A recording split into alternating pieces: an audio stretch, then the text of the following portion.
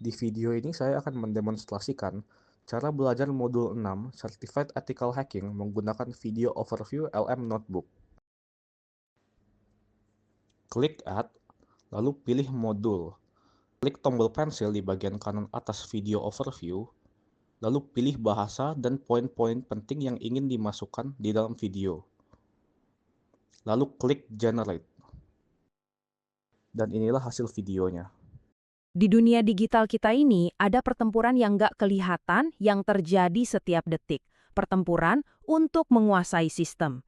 Nah, hari ini kita bakal bongkar buku pedoman rahasia para penyerang, biar kita paham gimana cara kerja mereka dari dalam. Jadi pernah kepikiran nggak gimana sih caranya seorang peretas bisa berubah dari cuma orang luar jadi pengendali penuh sebuah sistem? Apa aja langkah-langkah yang mereka ambil buat ngebongkar pertahanan kita, lapis demi lapis?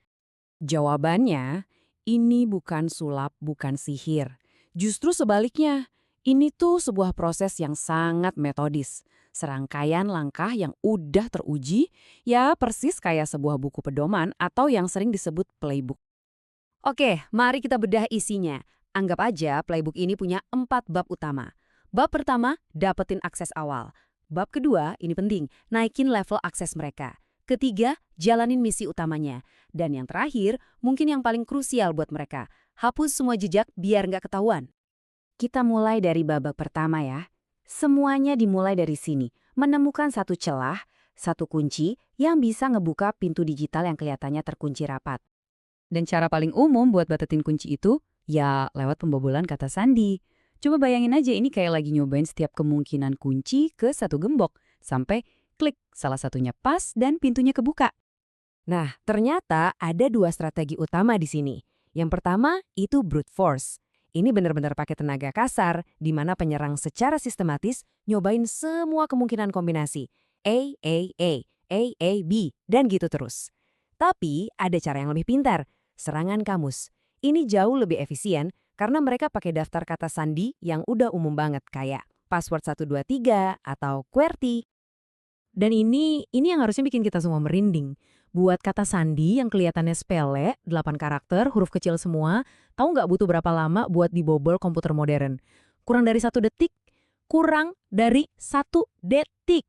Ini nunjukin betapa rapuhnya pertahanan kita kalau kuncinya lemah. Oke, jadi si penyerang udah berhasil masuk. Tapi ini baru awal banget. Mereka itu statusnya masih tamu di dalam sistem. Tujuan akhirnya, jadi raja yang nguasain semuanya. Nah, disinilah masuk babak yang namanya eskalasi hak istimewa. Analoginya gini deh, si peretas itu udah masuk gedung pakai ID card karyawan biasa. Eskalasi itu saat dia berhasil nemuin cara buat nyuri kunci master dari satpam yang tiba-tiba ngasih dia akses ke semua ruangan di gedung itu. Waktu pertama kali masuk, status si peretas ini ya cuma pengguna standar. Mereka bisa lihat-lihat dikit, tapi nggak bisa ngubah aturan sistem, nggak bisa install software, atau akses data penting punya orang lain. Kekuatan mereka tuh terbatas banget. Tapi, begitu eskalasi berhasil, boom! Statusnya langsung loncat jadi administrator atau root. Nah, sekarang mereka punya kendali mutlak. Bisa ngapain aja, ngerubah apa aja. Mereka jadi penguasa baru di sistem itu. Inilah lompatan terbesarnya. Dari sekedar tamu, jadi raja dengan kekuasaan absolut. Dengan kekuasaan penuh di tangan, sekarang kita masuk ke babak akhir, eksekusi misi, dan setelah itu menghilang kayak hantu, seolah-olah mereka nggak pernah ada di sana.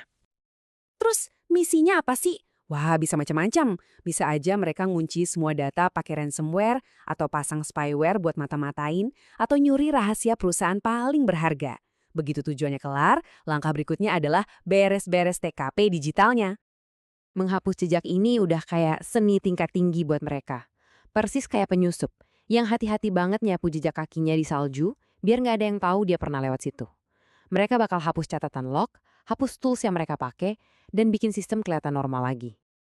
Oke, kita udah lihat kan isi buku pedoman penyerang. Kedengarannya ngeri ya? Tapi sebenarnya ini justru kabar baik. Loh, kok bisa?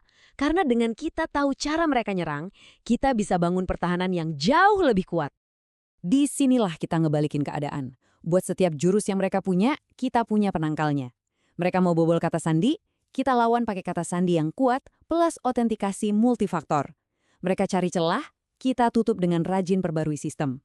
Mereka sebar malware, kita siapin antivirus. Ini tuh kayak main catur, dan kita bisa antisipasi langkah mereka.